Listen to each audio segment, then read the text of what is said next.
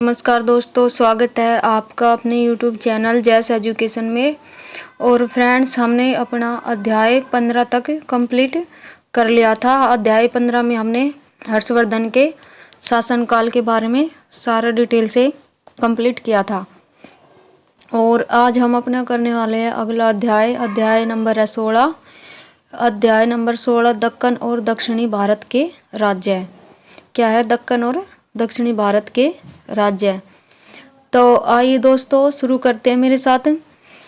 वाकटक, सबसे पहले क्या है? वाकटक राजवंश उत्तरी महाराष्ट्र और विदर्भ बरार में सातवाहनों के स्थान पर एक स्थानीय शक्ति वाकटकों ने अपना प्रभुत्व स्थापित किया था। कहाँ पे? उत्तरी महाराष्ट्र और विदर्भ बरार में।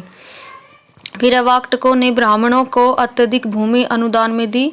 इन अनुदानों के प्रमाण उनके द्वारा जारी किए गए अनेक ताम्रपत्रों में मिलते हैं। इन्हीं ताम्रपत्रों से वाकटक प्रकाश में आए। वे ब्राह्मण धर्म के महान पक्षधर थे, जिन्होंने क्या अनेक वैदिक यज्ञ किए। क्या किए थे? अनेक वैदिक यज्ञ किए।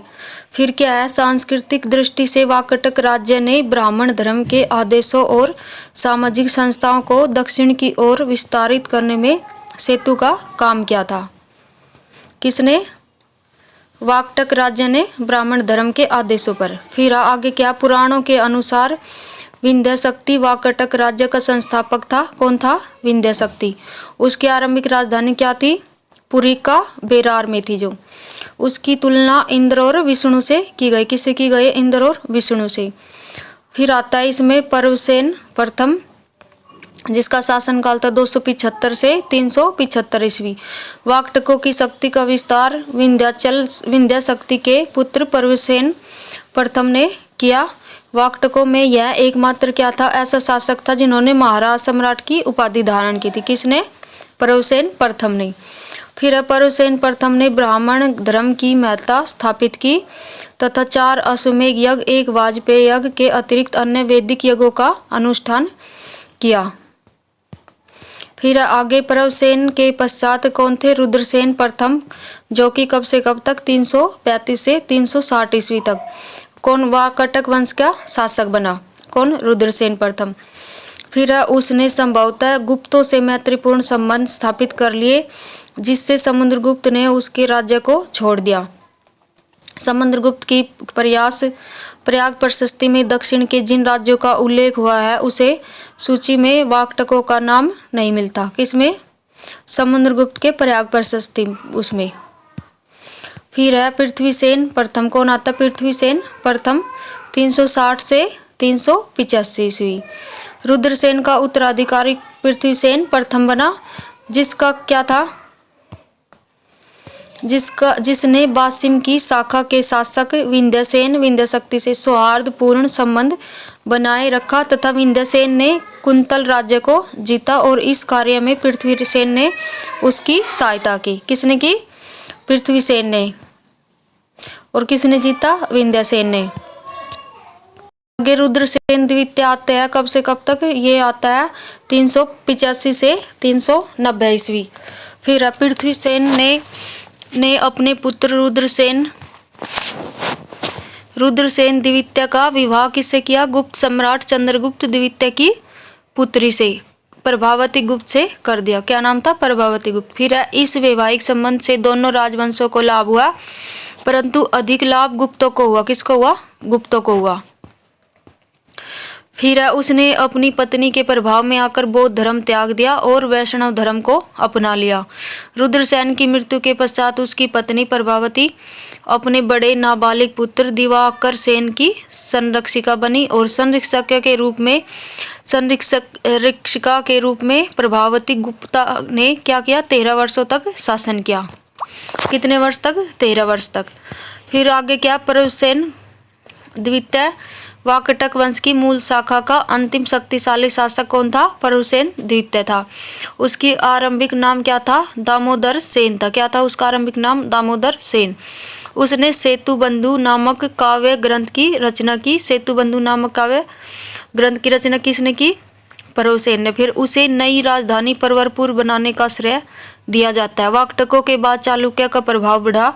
उन्होंने 757 ईस्वी तक लगभग 2 वर्ष दक्कन और दक्षिण भारत के इतिहास में महत्वपूर्ण भूमिका निभाई। फिर है आगे चालुक्य अपने को ब्रह्मा मनु चंद्र के वंशज मानते थे। कौन? चालुक्य। फिर आता आगे चालुक्य वंश, चालुक्य राजवंश। चालुक्य ने 6वीं शताब्दी के आरंभ में अपनी दक्कन में अपना राज्य स्थापित किया। कब किया? 6वीं सदी के आरंभ में। फिर आगे अपनी राजधानी उन्होंने वातापी जो कि आधुनिक बादामी में बनाई, जो कर्नाटक के बीजापुर जिले में है। फिर आगे इस काल में दक्षिण में कोई भी अन्य शक्ति उतनी महत्वपूर्ण नहीं हुई जितनी बादामी का चालुक्य राज्य हुआ। जितना कौन हुआ? बादामी का चालुक्य राज्य। फिर चालुक्य वंश में सबसे पहले बादामी के चालुक्य जयसिंह और फिर रणराग पुत्र फिर पुलकेशिन वन और 2 पुत्र। फिर है कीर्तिवर्मन, उनके पुलकेशिन वन के 2 पुत्र थे। कौन कौन थे? कीर्तिवर्मन और मंगलेश।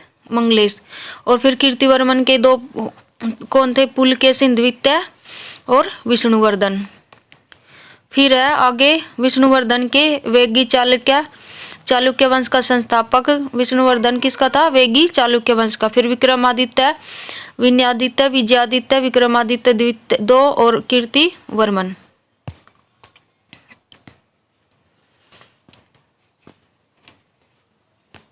फिर चालुक्य की मूल शाखा का उदय स्थल वातापी बीजापुर जिले के कर्नाटक में था। उदय स्थल बादामी होने के कारण ये बादामी के चालुक्य कहे जाते हैं। इन्हें आरंभिक पश्चिमी चालुक्य भी कहा जाता है। पुलकेशिन प्रथम का शासनकाल कब से कब तक? 543 से 566 ईस्वी। और बादामी के इसमें क्या था? बादामी के चालुक्य वंश का संस्थापक कौन थे? पुलकेशिन प्रथम थे। उसने सत्याश्रय तथा रण विक्रम जैसी उपाधियां धारण की थी। उसे पृथ्वी विल्लभ भी कहा जाता है। फिर है कीर्तिवर्मन प्रथम 566 से 597 ईस्वी। पुलकेशिन प्रथम की मृत्यु के बाद उनका पुत्र था कौन? कीर्तिवर्मन, जो कि सिंहासन पर बैठा। उनके शासन इसने अनेक शासनों को पराजित कर उनके राज्यों पर अधिकार कर लिया था। महाकूट स्तंभ लेख में उसे बहुसुवर्ण अग्निष्टोम यज्ञ करने वाला कहा गया है। इसे वातापी का प्रथम निर्माता कहते हैं। फिर आता है कौन? मंगलेश का 597 से 610 ईस्वी शासनकाल। फिर कीर्तिवर्मन प्रथम की मृत्यु के समय उसका पुत्र कौन? पुलकेशिन द्वितीय अवयस्क था, मतलब वो अभी बच्चा था। अतः उसके छोटे भाई मंगलेश ने पुलकेशिन के संरक्षक के रूप में चालुक्य शासन की बागडोर संभाली थी। फिर उन्होंने दानपत्र और महाकूट स्तंभ लेख के अनुसार उसने कलचुरी शासक बुधराज पर आक्रमण किया। इस अभिलेख से ज्ञात होता है कि उसने कोंकण क्षेत्र की राजधानी रेवती द्वीप पर अधिकार किया था। रेवती द्वीप का है? गोवा में। फिर है आगे पुलकेशिन द्वितीय 610 से 642 ईस्वी। पुलकेशिन प्रथम का पुत्र एवं कीर्तिवर्मन प्रथम का पुत्र पुलकेशिन द्वितीय बादामी के चालुक्य वंश का चौथा व सर्वाधिक शक्तिशाली एवं प्रसिद्ध शासक हुआ। कौन? पुलकेशिन द्वितीय। फिर है उसने सत्याश्रय श्री पृथ्वी वल्लभ महाराज की उपाधि धारण की थी। पुलकेशिन द्वितीय के विषय में क्या जानकारी मिलती है? उसके किसमें? एहोल प्रशस्ति अभिलेख था, जो एहोल प्रशस्ति लेख से मिलती है उसकी जानकारी, जिसमें उसके दरबार कवि रवि कीर्ति द्वारा रचित उसकी प्रशस्ति गुण वर्णन वर्णित है। पुलकेशिन द्वितीय विंध्याचल के दक्षिण में संपूर्ण दक्षिणी भारत का अधिपति बन गया। फिर चीनी यात्री हेनसुआंग 641 ईस्वी में पुलकेशिन द्वितीय की राजसभा में आया था। कब आया था? 641 में। और उसके राज्य का भ्रमण किया था। किसने किया था? चीनी यात्री हेनसुआंग ने। फिर प्रायद्वीप के पूर्वी भाग में सातवाहनों के अवशेष पर कृष्णा गुंटूर क्षेत्र में इक्ष्वाकुओं का उदय हुआ। किसका? इक्ष्वाकुओं का। फिर नागार्जुन कोंडा और धरणी कोटा में अनेक स्मारक छोड़ गए हैं। इन्होंने कृष्णा गुंटूर क्षेत्र में भूमि अनुदान की प्रथा चलाई। फिर क्या आगे पश्चिमी कल्याणी चालुक्य तेलप 973 से 997 ईस्वी। फिर सत्याश्रय ये 997 से 1008 ईस्वी, फिर विक्रमादित्य और फिर अयन, ये अयन 1015 ईस्वी और ये 1008 से 1015 तक। फिर आते हैं इनके बाद जयसिंह 2 और सोमेश्वर, फिर सोमेश्वर 2 और फिर इनके विक्रमादित्य 4 और सोमेश्वर 3, फिर जगदे कामला 2। ये इनके शासनकाल दे रखे हैं, आप देख लेना इनको। सोमेश्वर 2, फिर है तेलप और जगदे कामला और सोमेश्वर। फिर है कल्याणी चालुक्य। कल्याणी चालुक्य वंश का उदय राष्ट्रकूटों के पतन के पश्चात हुआ। कल्याणी चालुक्य वंश की स्वतंत्रता का जन्मदाता किसे कहते हैं? तैलप द्वितीय को। द्वितीय था तैलप द्वितीय का परमार शासक मंजू से दीर्घकालीन संघर्ष हुआ। किससे? मुंज से, जिसका उल्लेख साहित्य तथा लेख में मिलता है। किस में मिलता है? उल्लेख साहित्य तथा लेख में। मेरुतुंग कृत प्रबंध चिंतामणि से ज्ञात होता है कि तैलप द्वितीय ने मुंज के राज्य पर 6 बार आक्रमण किया, परंतु बार बार पराजित हुआ। फिर है सोमेश्वर प्रथम 1042 ईस्वी में शासक बना और उसने अपनी राजधानी किसको बनाया? मान्यखेत से कल्याणी स्थानांतरित की। चोल नरेश राज ने सोमेश्वर प्रथम को पराजित कर विजेंद्र की उपाधि धारण की थी।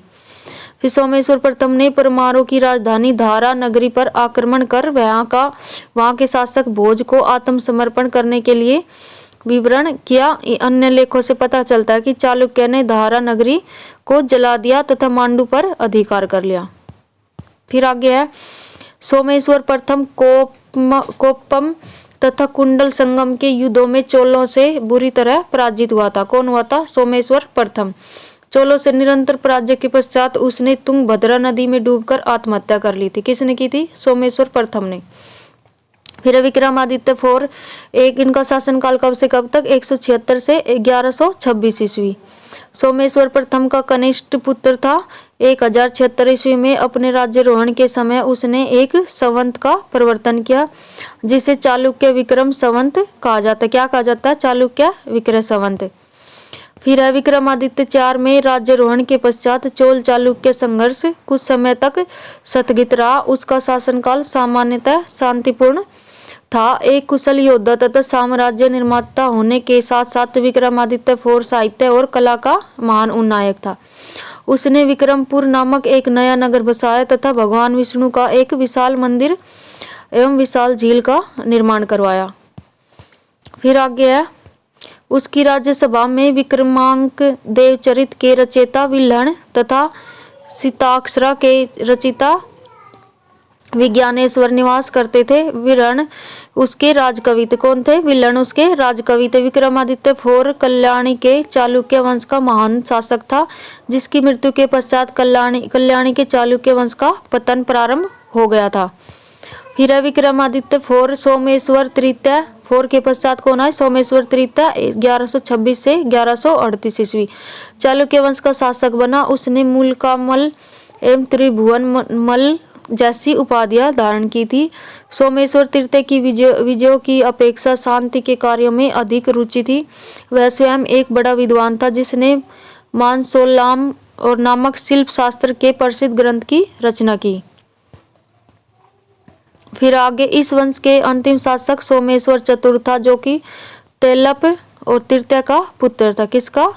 सोमेश्वर चतुर्थ तेलप तृतीय का पुत्र। चालुक्य का पारिवारिक चिन्ह वाराह था। चालुक्य के शासनकाल में ग्राम के अधिकारी को गामुड़ कहा जाता था, जिनकी नियुक्ति केंद्र द्वारा की जाती थी। फिर ऐहोल का मंदिरों का नगर कहा जाता है। ऐहोल को मंदिरों का नगर कहा जाता था। पल्लव राजवंश आता है। फिर पल्लव राजवंश में क्या है? इक्ष्वाकुओं को अपदस्थ करके उनके स्थान पर पल्लव आए। कौन आए? पल्लव। पल्लव शब्द का अर्थ क्या था? लता का वाचक। पल्लव का अधिक दक्षिणी आंध्र और उत्तरी तमिलनाडु दोनों पर था। फिर आगे उन्होंने अपनी राजधानी किसको बनाया? कांची, जो कि आधुनिक है कांचीपुरम में स्थानांतरित है। और फिर सिंह विष्णु 575 से 600 ईस्वी। पल्लवों का प्रथम प्रमुख शासक कौन है? सिंह विष्णु था। उसने अवनी सिंह की उपाधि धारण की। वह एक वीर व पराक्रमी शासक था और उसने चेर, चोल, पांड्य, मल्ल, मालवा, कलभद्र व सिंहल के राजाओं को युद्ध में पराजित कर अपनी शक्ति का विस्तार किया था। सिंह विष्णु वैष्णव मतानुयायी था, जिसने कला को क्या किया, अत्यधिक प्रोत्साहन दिया था। फिर उसके समय में मालपुरम के आदिवारा गुहा मंदिर का निर्माण कराया गया था। इस मंदिर में सिंह विष्णु व उसकी 2 रानियों की प्रतिमा स्थापित की गई। सिंह विष्णु की राजसभा में संस्कृत महाकवि भारवी निवास करते थे, जिन्होंने कीर्तार्जुनीयम महाकाव्य का रचना की थी। किसकी? कीर्तार्जुनीयम महाकाव्य की। फिर आगे कौन आते हैं? महेंद्र वर्मन फर्स्ट, और ये इसका शासनकाल था 600 से 630 ईस्वी। सिंह विष्णु का उत्तराधिकारी महेंद्र वर्मन फर्स्ट बहुमुखी प्रतिभा का धनी था। इसके मत विलास प्रहसन तथा भगवद जुकियम लिखा था। इसने क्या लिखा था? मत विलास प्रहसन और भगवद जुकियम। इसके समकालीन कौन थे? चालुक्य सम्राट पुलकेशिन द्वितीय ने महेंद्र वर्मन प्रथम पर आक्रमण कर पल्लवों व चालुक्यों के बीच लंबे समय तक चलने वाली राजनीति संघर्ष को प्रारंभ किया। फिर लंबे समय तक चलने वाली राजनीतिक संघर्ष को प्रारंभ किया। उसने शैव संत अपर के प्रभाव से जैन धर्म का परित्याग कर शैव मत ग्रहण कर लिया था। क्या कर लिया था? शैव मत। फिर पल्लव वंश कांचीपुरम में और सिंह वर्मन। पल्लव वंश में कौन होते? सबसे पहले सिंह वर्मन, और फिर सिंह विष्णु वंश, भीम वर्मन वंश। ये अलग अलग वंश थे। महेंद्र वर्मन था सिंह वर्मन में, और नरसिंह वर्मन फिर फर्स्ट, महेंद्र वर्मन द्वितीय, परमेश्वरम वर्मन फर्स्ट, फिर नरसिंह वर्मन द्वितीय और परमेश्वर वर्मन द्वितीय, सिंह विष्णु परंपरा का अंतिम शासक। और इसमें भीम वर्मन वंश, बुद्ध वर्मन वंश और आदित्य वर्मन, गोविंद वर्मन, हिरण्य वर्मन और नंदी वर्मन द्वितीय, दंती वर्मन और नंदी वर्मन थर्ड, फिर नृपतुंग, अपराजित, कंप वर्मन।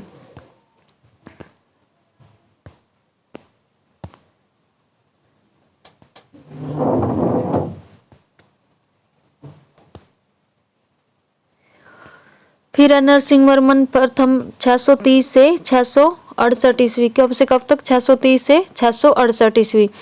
महेंद्र वर्मन प्रथम के पश्चात उसका पुत्र नरसिंह वर्मन प्रथम कांची की राजगद्दी पर बैठा। कौन बैठा? नरसिंह वर्मन प्रथम। नरसिंह वर्मन फर्स्ट पल्लव वंश का सर्वाधिक शक्तिशाली शासक था। इसने परियल, मणिमल, मगलम और सूरमार के युद्धों में पुलकेशिन द्वितीय को हराकर वातापीकोंड की उपाधि धारण की थी।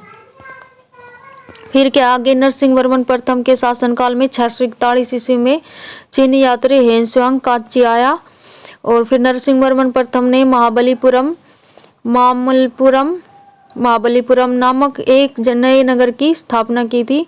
इस नगर में उसने अनेक विशाल मंदिरों का निर्माण करवाया, जिनसे धर्मराज मंदिर अब तक विद्यमान है। उसने द्रविड़ शैली के जिस रूप का आरंभ किया था उसे क्या बोलते थे? मामल शैली कहा जाता था। फिर नरसिंह वर्मन द्वितीय का शासनकाल कब से कब तक था? 700 से 725 ईस्वी। यह परमेश्वर वर्मन का पुत्र तथा उत्तराधिकारी था। किसका? परमेश्वर वर्मन का। फिर उसका शासनकाल शांतिपूर्ण रहा और कला एवं साहित्य के क्षेत्र में महत्वपूर्ण प्रगति हुई। नरसिंह वर्मन द्वितीय ने कांची का कैलाशनाथ मंदिर, राज सिद्धेश्वर मंदिर, राज सिंहेश्वर मंदिर व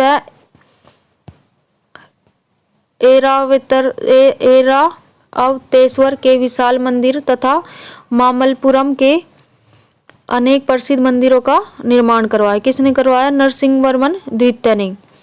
कांची के कैलाश मंदिर और ऐरावतेश्वर के विशाल मंदिर तथा मामल्लपुरम के अनेक प्रसिद्ध मंदिरों का। फिर उसने राज सिंह, आगम प्रिय व शंकर भक्त आदि उपाधियां धारण की। नरसिंह वर्मन द्वितीय ने कांची में घटिका, जो कि संस्कृत महाविद्यालय की स्थापना की थी। नरसिंह वर्मन द्वितीय ने चीन में दूत मंडल भेजा 720 ईस्वी में। कब भेजा था? 720 ईस्वी में। फिर कदम्ब राज्य की स्थापना किसने की? मयूर शर्मन ने की थी। किसने की थी? मयूर शर्मन ने। और कदम्बों ने 4वीं शताब्दी में उत्तरी कर्नाटक और कोंकण में अपनी सत्ता स्थापित की थी। कब? 4वीं शताब्दी में। फिर कदम्बों ने अपनी राजधानी कर्नाटक के उत्तरी केरला जिले में वैजयंती या बनवासी में स्थापित की थी। फिर पल्लव के दूसरे महत्वपूर्ण समकालीन गंग थे। कौन थे? गंग थे, जिन्होंने 4वीं सदी के आसपास दक्षिणी कर्नाटक में अपना शासन स्थापित किया। और यह पश्चिमी गंग या मैसूर के गंग कहलाए। क्या कहलाए? पश्चिमी गंग या मैसूर के गंग। फिर आगे पल्लव ने अधिकांश कर मुक्त ग्रामदान ब्राह्मणों को दिए। आरंभिक पल्लवों के 16 भूमि अनुदान पत्र मिले। 4वीं सदी में कलभ्रोर के नेतृत्व में हुए विद्रोह का प्रभाव पल्लवों तथा उनके समकालीन पड़ोसियों पर पड़ा। फिर कौन आते? पल्लव चालुक्य संघर्ष। पल्लव चालुक्य संघर्ष में क्या है? एक मिनट रुको।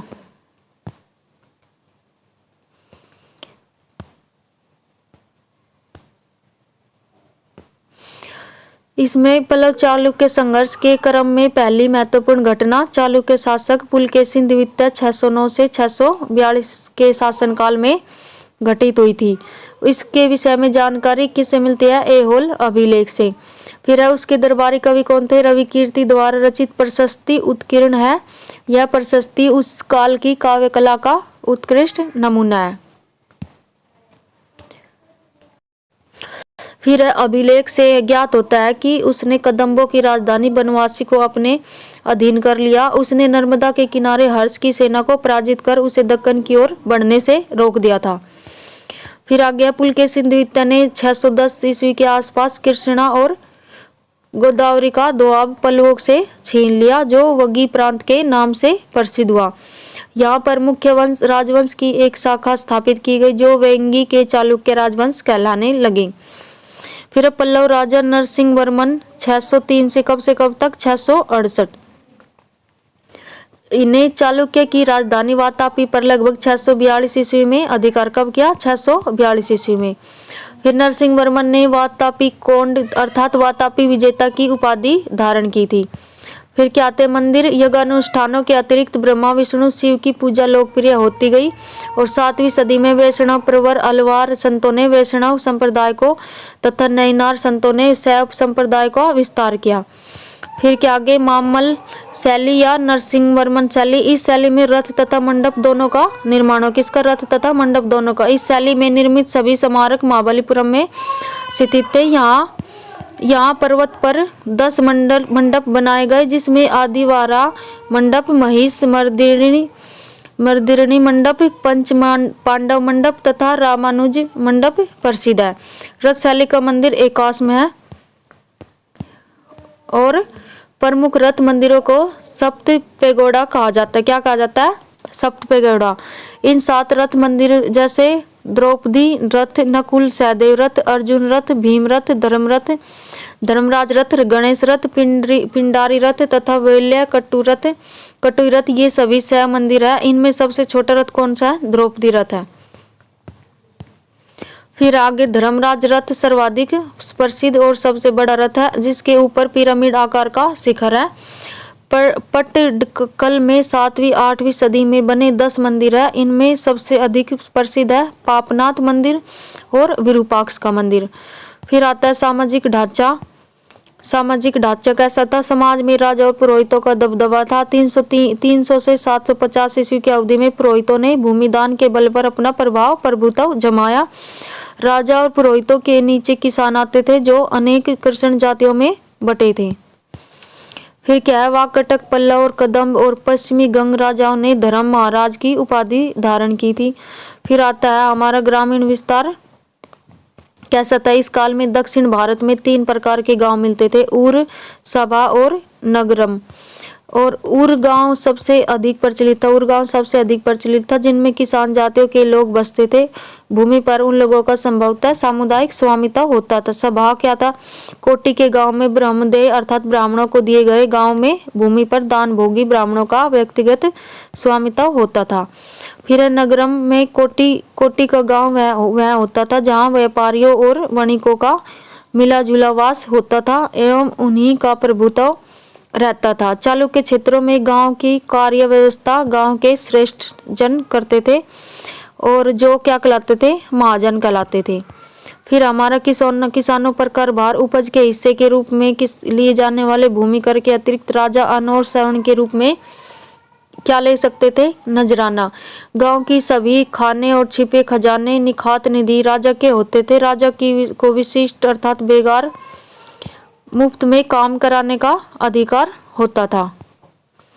तो धन्यवाद दोस्तों, आज के लिए ये हमारा चैप्टर होता है यहाँ पे समाप्त और हम कल अपना करेंगे अगला चैप्टर। धन्यवाद।